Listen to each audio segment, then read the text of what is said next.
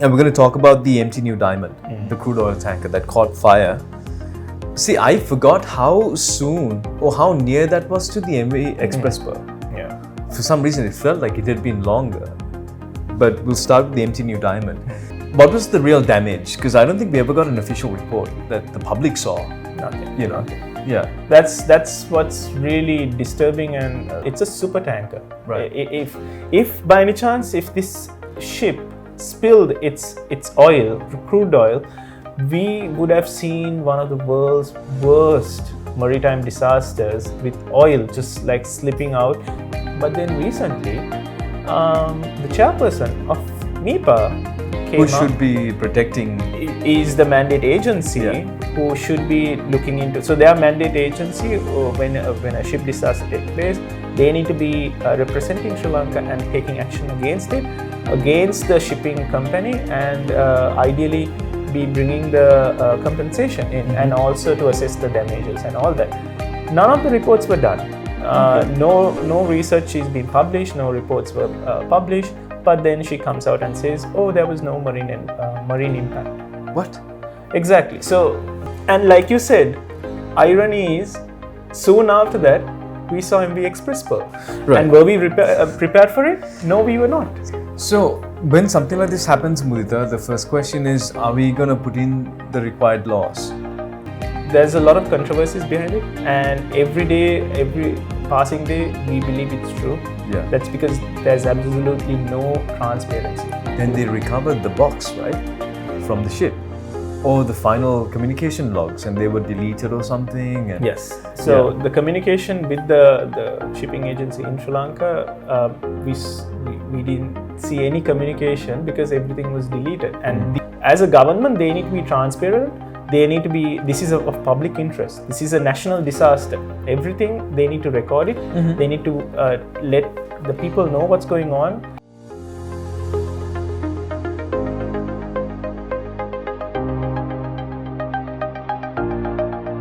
Speaking of damaging our marine environments, now one of the big topics, it's kind of like the elephant in the room here.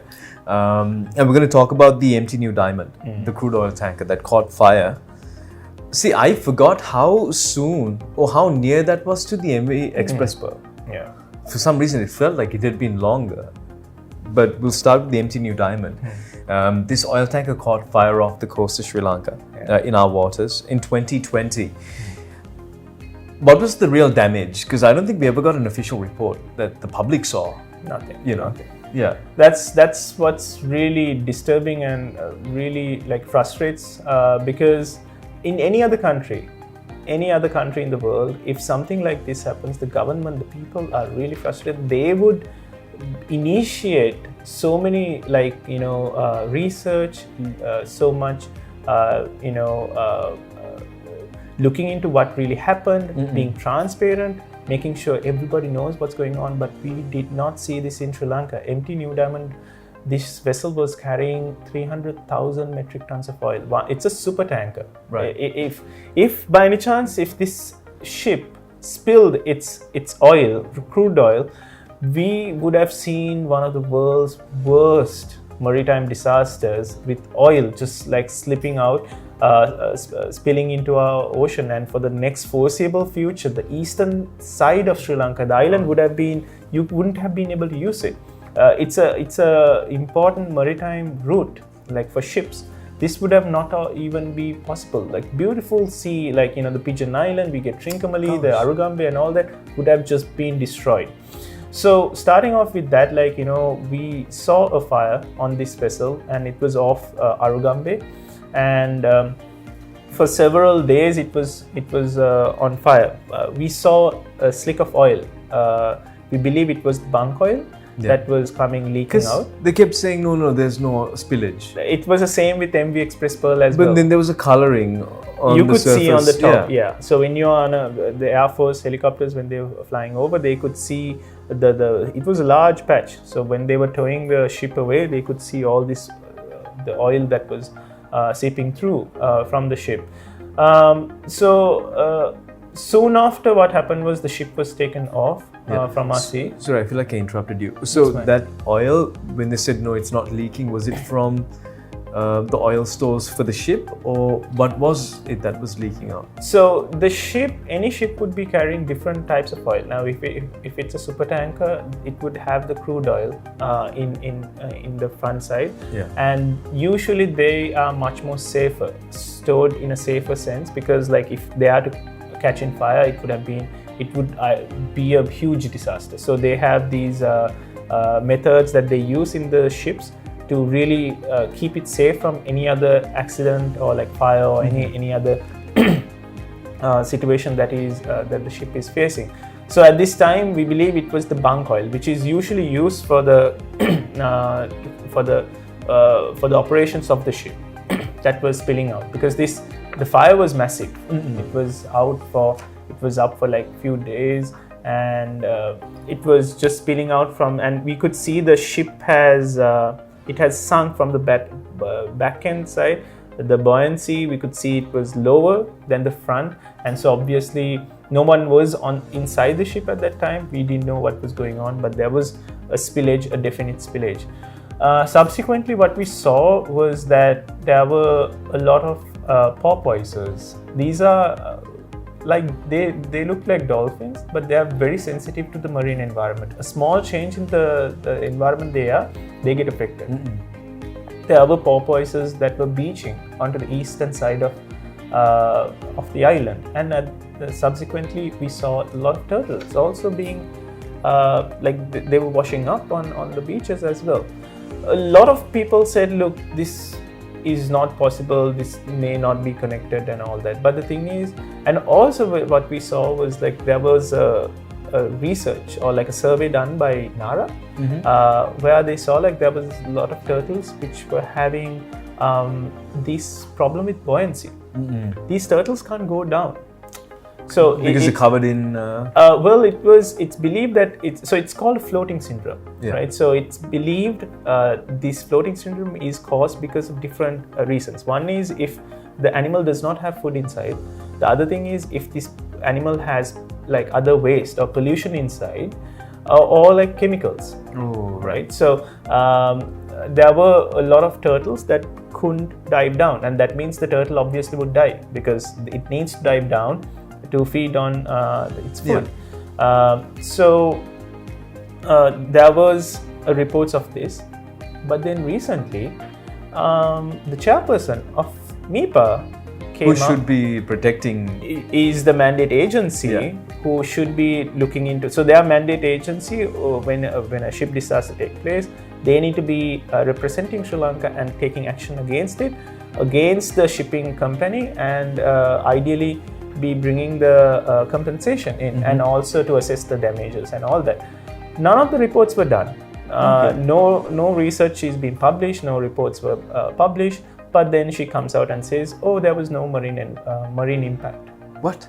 Exactly. So bluntly just said that there was no impact. And so we are like, what's going on? We gave you evidence of porpoises. We gave you evidence of like different animals, marine animals just washing up on the beaches. Did you do any reports? Did you do a postmortem? Did you do any sort of survey on these things? None is available. So she just bluntly said there's been no impact. So this is where the question comes in. Recently, an article on Daily Mirror published that a certain company has assessed the whole situation, and they've projected that this disaster, what happened, even the spill, the bunk oil spill that spilled out, Sri Lanka was able to get a compensation close to $600 million. So I was going to say, now when MEPA comes with the report, that's in our interest, right? Exactly. Even if it's $5 million, it's something we can claim for the damage that we face, for the animals and the damage to the maritime environment. So $600 million is what was estimated by the private company. That's what's stated, and we don't know exactly which this company is, but it was, I believe it was a whistleblower who revealed this information. Oh, okay. And so from that 600 million, we just requested close to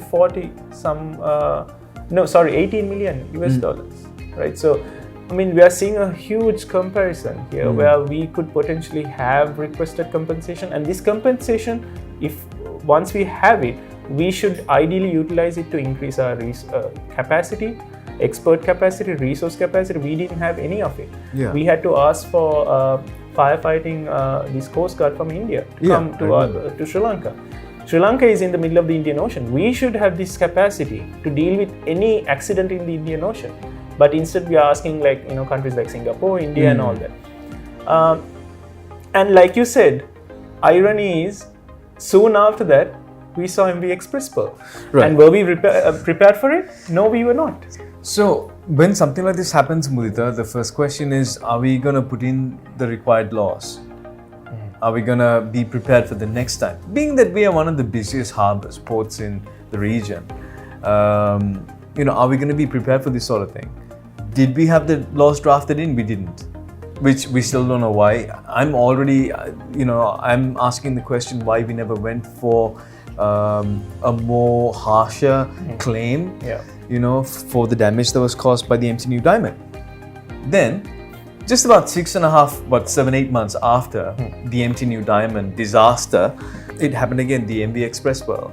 What was your reaction, when you heard the news? Yeah, so this is it's literally like the irony is like, even we were pushing like Sri Lanka needs to have a better contingency plan. We had an oil contingency plan, which should ideally be expanded to have better resources. We didn't have enough resources to deal with, even though we have an oil contingency plan. Now, when I say a contingency plan, what it means is if an oil spill is to happen, any country would have a contingency plan, a plan of what they're going to do to mitigate it. Right. So now you have a plan, but you don't have the resources.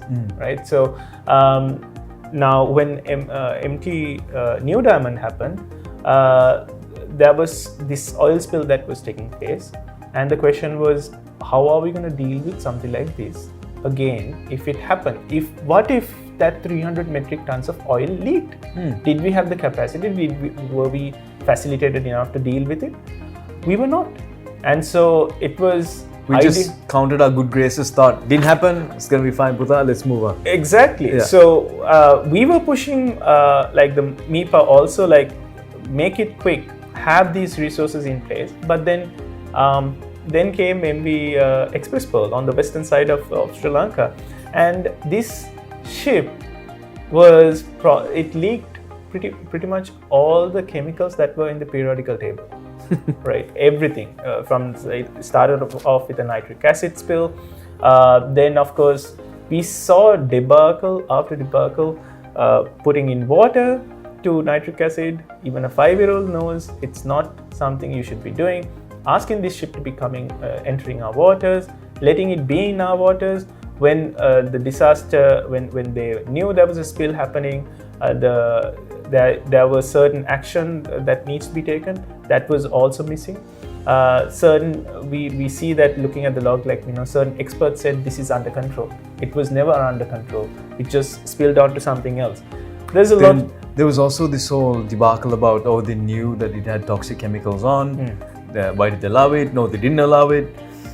And we saw emails being all erased. Yeah. There's a lot of, this is the thing, there's a lot of controversies behind it, and every passing day, we believe it's true. Yeah. That's because there's absolutely no transparency. Then they recovered the box, right, from the ship, or the final communication logs, and they were deleted or something. And yes. So the communication with the shipping agency in Sri Lanka, we didn't see any communication because everything was deleted, and this is illegal. These are proceedings that they can be considered criminal. Right. So these definitely action needs to be taken against these things as well.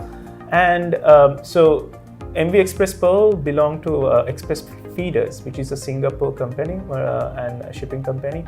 And what we saw was this shipping company has had a similar shipping accident before as well. So obviously, this shipping company's standards are questionable. And at the same time, we allowed ship from this shipping company to enter our waters, and everything that happened after this. So this happened on the 20th of May, and then on the 25th of May, huge explosion on board MV Express Pearl. All these containers, you may have seen pictures of how twisted and how melted these containers were. Huge explosion. The whole ship was on fire till about the beginning of June, and so many of containers just fell overboard. Some of them were coming ashore on the beaches. The beaches were dark and black with all these debris and the fumes. This was the time when the southwest monsoon was. All the fume was going inland, right? So there was a time when it was considered hazardous to be around here as well. Then the worst thing happened, the nurdles. We were not expecting it because initially when on news it was saying, oh, this was having chemicals. Chemicals, problem is you can't see them. We know that there are different chemicals, heavy metals and all that, but then we started seeing these pictures of like the whole beaches like turned into white. Right. Like we have seen this in pictures because we've seen a spill in Hong Kong, a nurdle spill. A nurdle is basically like the plastic pellet. They use it. It's like the building block. It's like the Lego block for all these plastic items we build. They get melted and then they produce whatever material they want to make. So all the single-use plastic has its origins from this pellet. They get moved from these. It's a byproduct of fossil fuel. The refineries produce it and then they send it to plastic manufacturers. So this transportation happens in such a lucrative way because there's no real proper packaging. These containers are packed with like 25 kilos of nurdles, different types of nurdles, and then we started seeing them on our beaches. The problem with these nurdles is that you can't collect them. They are microplastic. You can't just they're everywhere. So if I release a 25 kilo packet here, it's going to be nurdles all over the place. I cannot even guarantee that I can collect all that nurdles even inside this place. Right, yeah. So imagine in a beach where there's the sea, where these nurdles are floating, right? So we've seen nurdles washing up in Maldives, South India, and then from Mannar to Arugambe. Right. That's about 400 kilometers of stretch.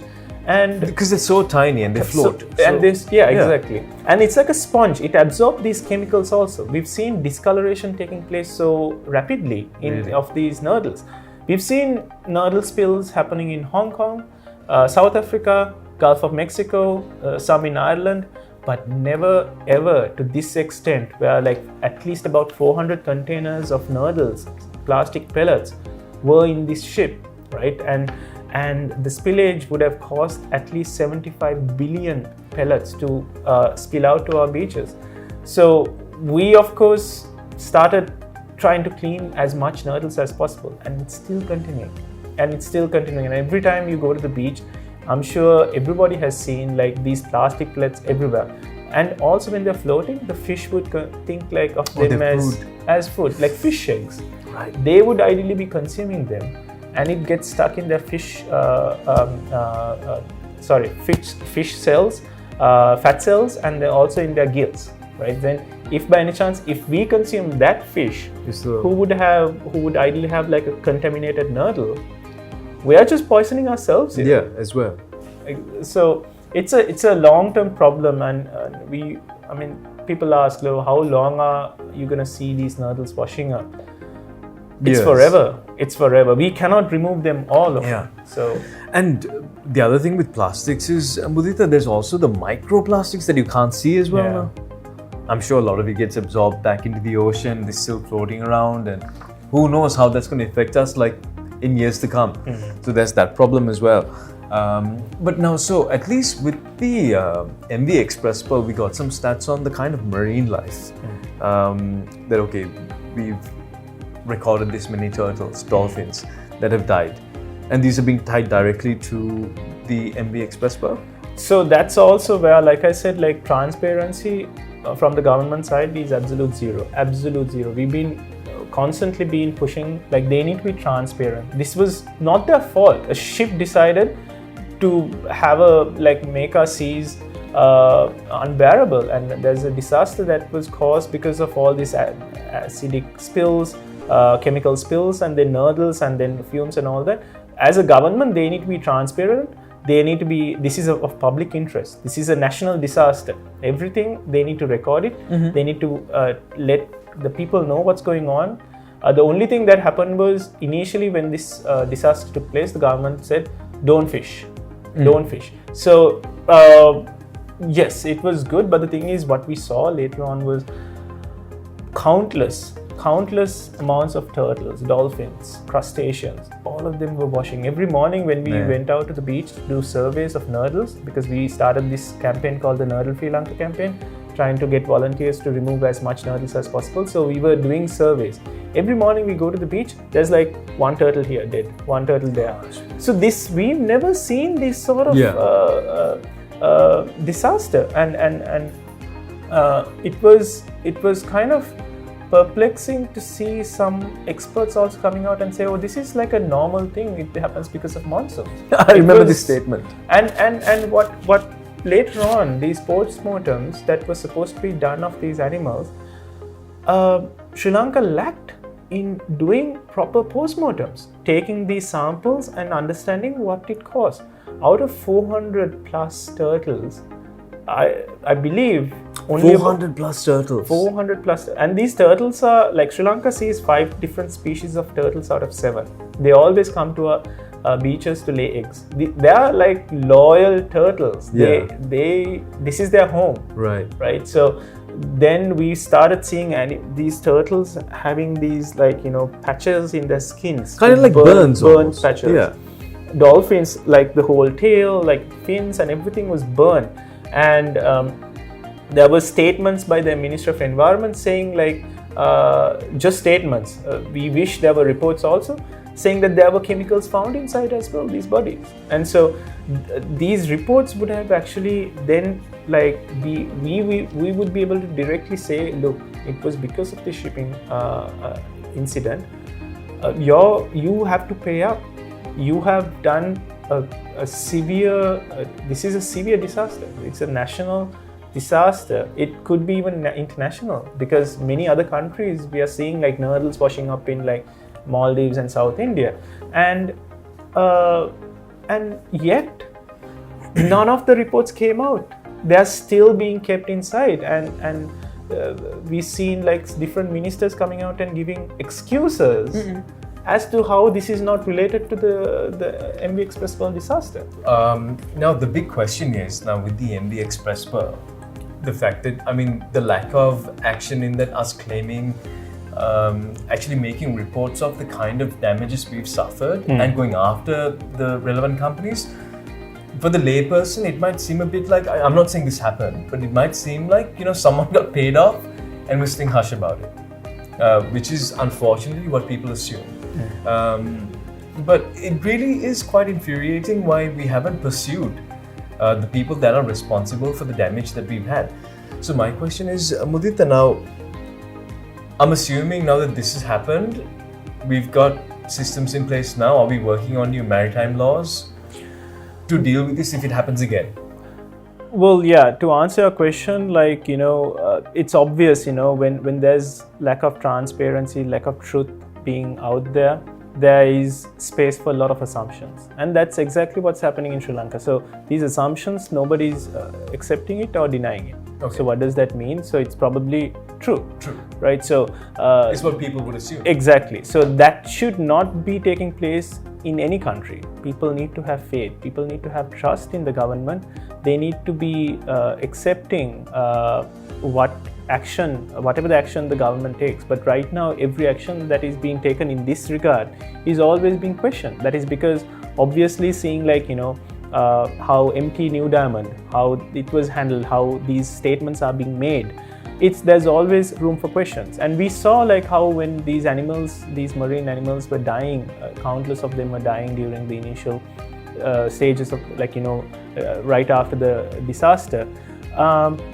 Some of the ministers also came out and said like, look, it's happening, it's a natural cause, it's happening because of the monsoon. But the problem is, we've seen how some of these animals have had burnt marks on their skins, and even statements by some of the ministries stated that there have been chemicals inside these animals, and there's countless. It's an unnatural phenomenon to see so many dolphins, turtles, crustaceans just lying dead on our beaches. This is their home as well. And you were telling me there was about 400 turtles.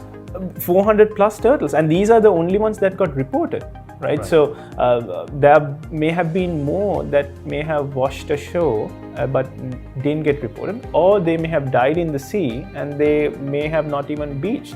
So we are talking about a significantly large amount of animals dead, and we saw, like after empty New Diamond also, there was a significant amount of animals dying after the birds. So we can, I mean, though there has to be research and scientific proof on these things, then it needs to be done by the mandated agencies and the reports need to be put out, but nothing is out there. So it's obvious then why are these, it's of public interest, these are of, it's a national disaster, they need to be out there, but there has to be then another reason. So laws wise, you spoke of the laws, and so I mean we saw empty New Diamond, and then we've been urging, everybody else has been urging, look, it's high time we need to adapt, like, you know, the MAPO convention. Like the MAPO convention is an international agreement where they reduce the amount of pollution generated from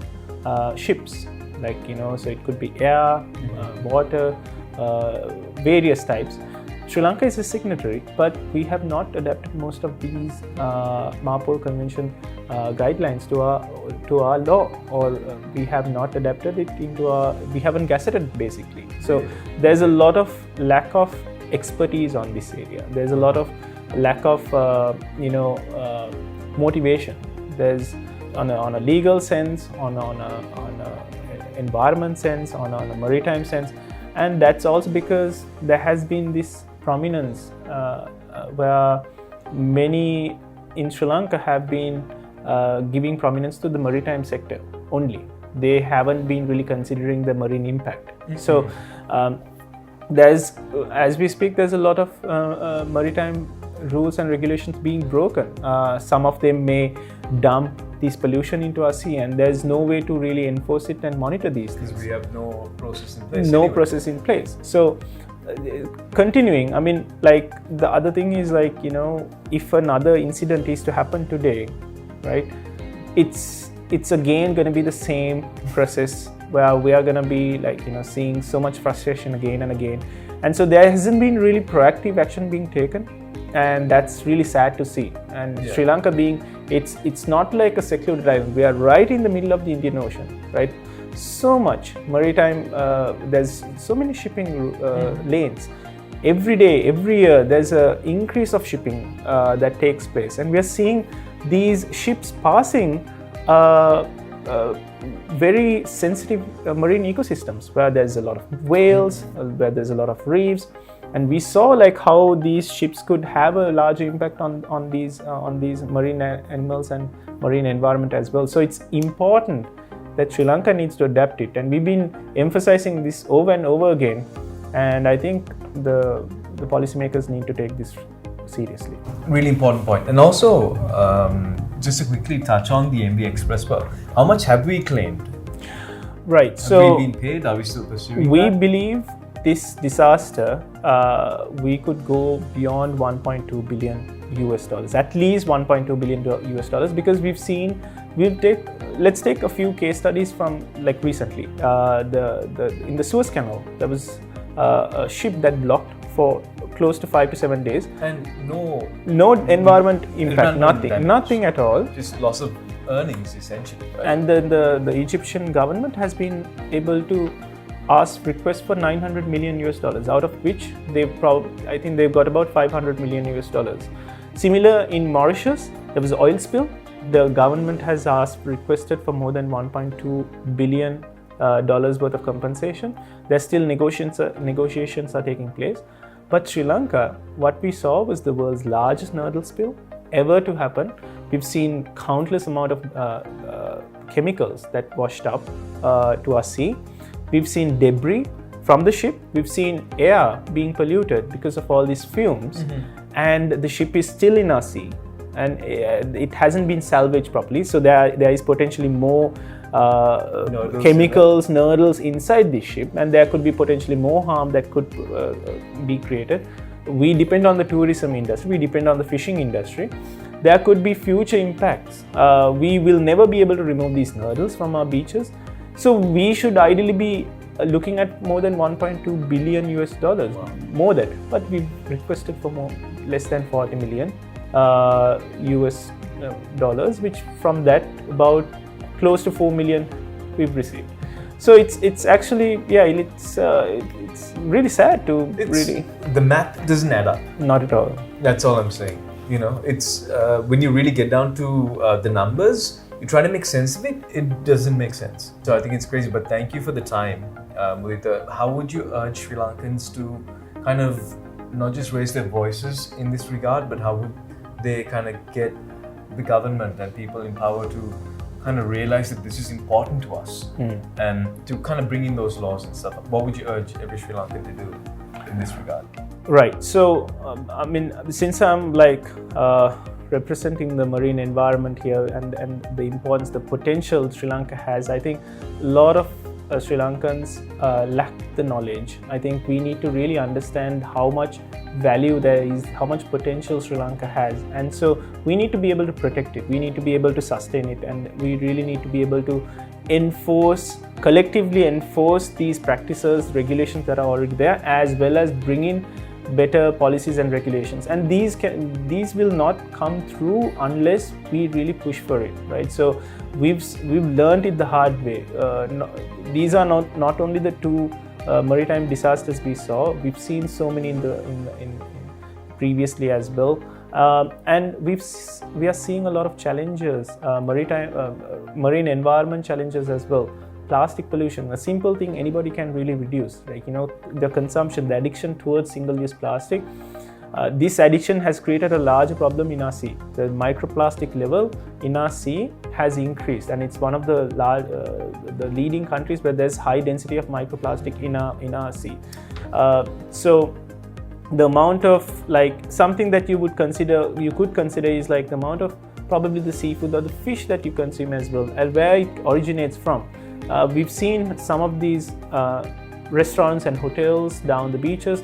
They actually sell fish and marine these seafood that is being killed illegally using spearfish and all these other illegal nets and all that. So being aware of this, and if you can stop that demand from happening, that supply will stop as well. So I think these are few things anybody can be conscious and share the message and get more people on board in really protecting the marine environment.